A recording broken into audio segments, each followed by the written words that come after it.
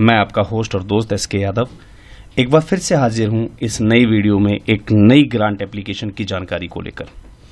आज हम जिस ग्रांट एप्लीकेशन के बारे में बात करने वाले हैं वो सभी संस्थाओं के लिए बहुत ज़्यादा इम्पोर्टेंट है, चाहे वो संस्था नई हो अथवा पुरानी हो। आपकी संस्था को शुरू हुए चाहे एक दिन हुआ हो और चाहे आपकी संस्था जो है 5 साल 10 साल 50 साल पुरानी हो, सभी की सभी संस्थाएं इस ग्रांट के लिए आवेदन कर सकती हैं। मोस्टली हम जब सामाजिक क्षेत्र में, सामाजिक परिवेश में जब हम काम करते हैं तो ऐसी बहुत सी स्थितियां आ जाती हैं हमारे सामने जो हम डायरेक्टली अपनी एनजीओ के साथ डील नहीं कर पाते हैं।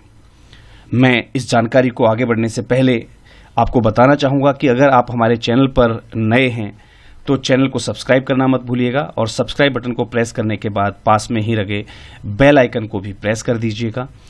और इस जानकारी को भी आप ज़्यादा से ज़्यादा लोगों को ज़रूर शेयर कीजिएगा। जिनको भी लगता है कि आज की जो जानकारी आपको मिली है, जिसकी भी ज़रूरत की हो, उसको ज़रूर शेयर कीजिएगा, ये मैं आपसे अपेक्षा करता हूँ। तो ऐसी बहुत सी स्थितियाँ होती हैं जहाँ पर हमें ज़रूरत होती है कि हम शायद उस व्यक्ति की हेल्प करने में असमर्थ रहे। ऐसी कौन सी स्थितियाँ होती हैं? कई बार हमारे पास बहुत से लोग आते हैं कि सर ये बच्चा पढ़ाई लिखाई में अच्छा है, माँ बाप गरीब हैं, कहीं से स्कॉलरशिप दिलवा दीजिए या आप इसकी फ़ीस बियर कर लीजिए। और ऐसे में फाइनेंशियल सिचुएशंस की वजह से हम निजी तौर पर उस व्यक्ति की सहायता करने में असमर्थ होते हैं। कई बार संस्था के पास इमरजेंसी कॉल आती हैं कि सर फला व्यक्ति जो है या फला परिवार जो है बड़ा जो है फाइनेंशियली जो है बड़ा वीक है और उसमें फला व्यक्ति को इतनी बड़ी बीमारी है या ऐसी क्रिटिकल जो है इमरजेंसी है उसके साथ, उसमें आप हेल्प कर दीजिए। तो अपनी संस्था की जो फाइनेंशियल प्रॉब्लम्स हैं या फाइनेंशियल सिचुएशंस हैं उसकी वजह से हम डायरेक्टली उसको हेल्प नहीं कर पाते हैं। लेकिन आज जो मैं आपको ग्रांट एप्लीकेशन बताने जा रहा हूं उसके माध्यम से आप ऐसे सभी केसेस को डील कर सकेंगे।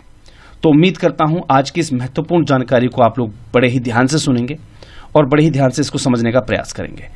आज हम बात करने वाले हैं application for support in educational assistance, यानी कि शैक्षणिक गतिविधियों के लिए असिस्टेंस आपको चाहिए होती है, एजुकेशनल असिस्टेंस आपको चाहिए होती है या आपको मेडिकल असिस्टेंस चाहिए होती है। किसी व्यक्ति की गंभीर बीमारी में अगर आपको उनकी हेल्प करनी है तो आप मुकुल माधव फाउंडेशन के माध्यम से उनकी हेल्प कर सकेंगे। इसके लिए मैं आपको जो है मुकुल माधव फाउंडेशन की साइट पर जाना है और बात करते हैं इन एप्लीकेशंस की।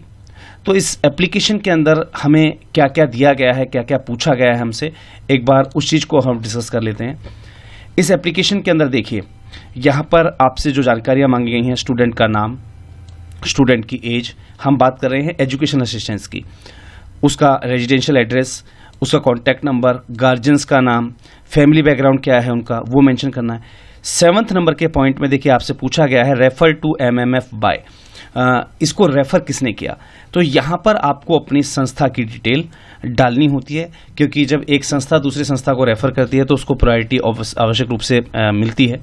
तो यहाँ पर आपको अपनी संस्था का नाम फिल करना है, क्लास एंड कॉलेज, जो भी क्लास हो, जो कॉलेज हो, उसके डिटेल्स यहाँ पर आपको डालनी है। पिछले साल के जो मार्क्स हैं उसकी डिटेल, पिछले साल की टोटल फीस जो थी उसकी डिटेल, सेल्फ कंट्रीब्यूशन, आपका खुद का कंट्रीब्यूशन कितना था, है ना, who help the student to pay the last year fees, पिछले साल की फीस को पे करने में किसने हेल्प की थी या सारी उसने खुद जो है परिवार ने करी थी। कई बार होता है कि परिवार सक्षम होता है, पिछली बार किसी ने हेल्प कर दी थी या पिछली बार हम सक्षम थे, हमने कर दी थी खुद ही। तो ऐसी सिचुएशन जो होती हैं वो उसके हिसाब से आप यहाँ पर जवाब अपना टैग कर सकते हैं। Details of the present year, यानी कि जिस पर्टिकुलर प्रेजेंट ईयर की आपको फीस में हेल्प चाहिए वो टोटल करंट ईयर की फीस आपको मेंशन करनी है। उसमें आपका खुद का सेल्फ कंट्रीब्यूशन क्या रहेगा, है ना, वो आपको डालना है। EBC स्कॉलरशिप, है ना, तो EBC स्कॉलरशिप जो है उसे अगर कोई मिली हुई है, बच्चे को किसी प्रकार का स्कूल स्पॉन्सर कर रहा है या कोई और जो है उसकी क्वालिफिकेशन के हिसाब से, है ना, उसको जो स्कॉलरशिप मिल रही है वो क्या है, अगर वो नहीं है तो उसको नील कर सकते हैं। And support required from MMF, यानी कि मुकुल माधव फाउंडेशन से आपको कितना सपोर्ट चाहिए, यहाँ पर आप उस फीस का मेंशन कर सकते हैं कि कितना आपको उनसे हेल्प चाहिए। यहाँ पर आपको कॉपी अटैच करनी है स्कूल फीस की या कॉलेज फीस की, एस्टिमेट जो रहता है स्कूल से लेकर उसको अटैच करवा लीजिएगा। सामने वाले परिवार का जो इनकम प्रूफ सर्टिफिकेशन होगा वो आपका जो है यहाँ पर सबमिट होगा। उसके आधार कार्ड और पैन कार्ड की कॉपी यहाँ पर सबमिट होगी। राशन कार्ड की कॉपी ठीक है, जिसमें स्टूडेंट का नाम ज़रूर दिखना चाहिए, और एक एफिडेविट भी देना है 100 रुपये के स्टैम्प पेपर पर, जिस पर मेंशन किया गया हो stating that the name of the person is not reflecting in the ration card but he belongs to our family in the relationship। अगर इन केस अगर बच्चे का नाम राशन कार्ड में नहीं है तो ऐसे में आप एक स्टैम्प पेपर भी दे सकते हैं कि भाई जो है स्टूडेंट का नाम या जिस पर्सन के लिए आपको हेल्प चाहिए उसका नाम जो है राशन कार्ड में रिफ्लेक्ट नहीं हो रहा है, लेकिन वो हमारी फैमिली से बिलोंग करता है, हमारे रिलेशनशिप में। तो आप इस प्रकार से एक एफिडेविट भी दे सकते हैं। तो ये एक प्रोसीजर है। कई बार क्या होता है, बच्चा अनाथ है, तो ऐसे में आप ये एफिडेविट जो है वो संस्था के नाम से भी बना सकते हैं।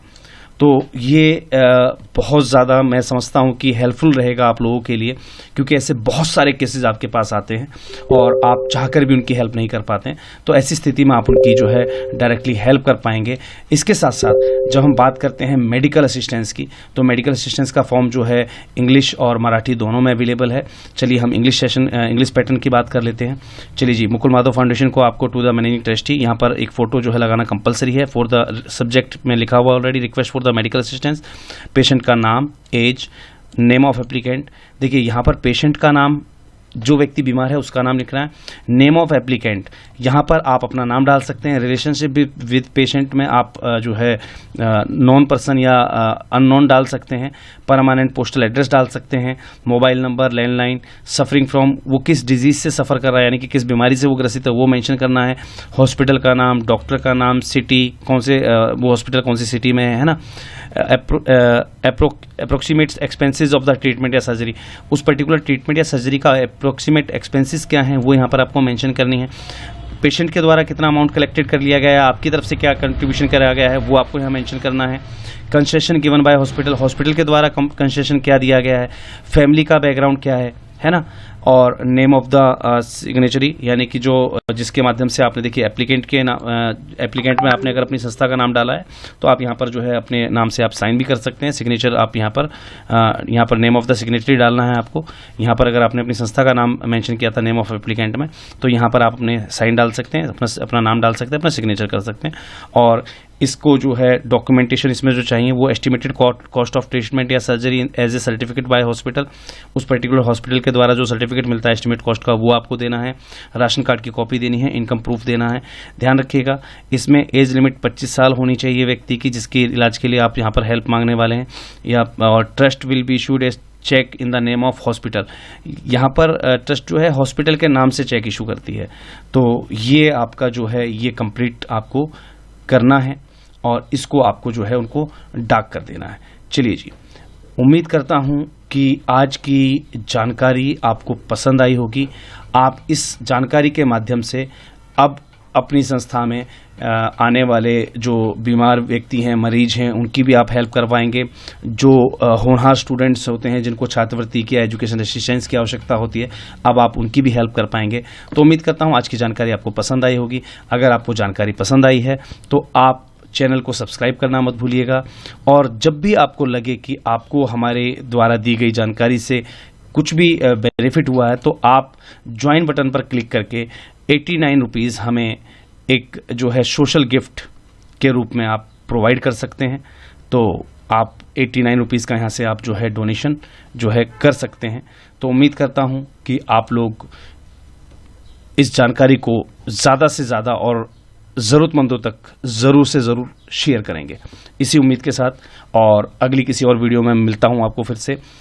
तब तक के लिए जय हिंद, जय भारत, धन्यवाद।